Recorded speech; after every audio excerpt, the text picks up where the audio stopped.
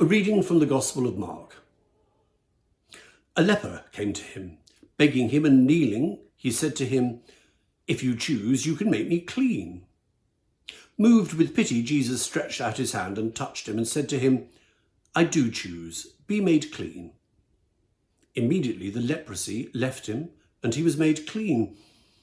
After sternly warning him, he sent him away at once, saying to him, "See that you say nothing to anyone, but go, show yourself to the priest and offer for your cleansing what Moses commanded as a testimony to them." But he went out and began to proclaim it freely and to spread the word, so that Jesus could no longer go into a town openly, but stayed out in the country, and people came to him from every quarter. Well, there we are at the end of the first chapter of Mark's Gospel, and it's been an extraordinary story. Extraordinary because Jesus is a man on a mission, and it really, really shows. He's hardly stopped to draw breath ever since his baptism by John. He has a sense of authority that turns people's heads, that makes them give up their well-established jobs to follow him.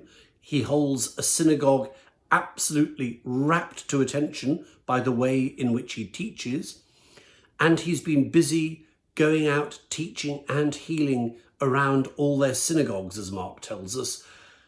And now, just perhaps when he might have been hoping for some downtime, the leper comes along to him. And he does so, did you notice, with a slight hesitancy, perhaps knowing that he's invading on what might be what I'd call a day off or something like that. "If you choose," he says. Well, Jesus does choose. We are told by Mark that Jesus is moved by the state of the leper's plight, and the Greek in which this was originally written brings that out much more wonderfully. It tells us that Jesus was moved in his guts or his bowels. Something visceral is happening for Jesus as he looks at the leper's plight.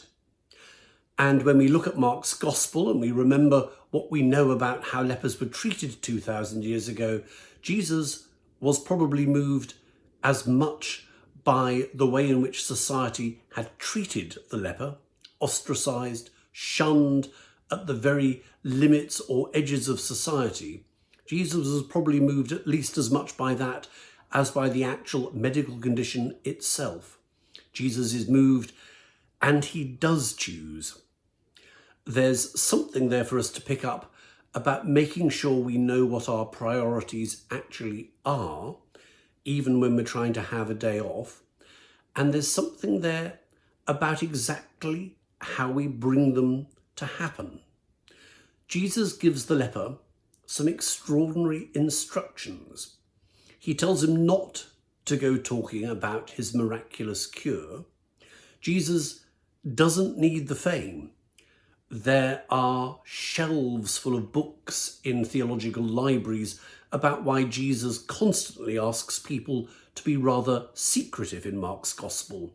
It's called in the trade the messianic secret, and different biblical scholars have all sorts of theories as to what this is really about. But certainly we see a modesty on Jesus' part here. Perhaps it's simply that he's already so much in demand, he doesn't need any more attention. But what we see Jesus doing is focusing on what is really needed. And Jesus' fame as a healer or a doctor or a magician or whatever it might be, Jesus' fame is not the issue. The one thing the leper has to go and do is talk to the priest, because the leper, of course, was ritually unclean because of his leprosy, and it was on that basis that he was excluded from society. Jesus has removed the leprosy, but it's not down to Jesus to remove the stigma.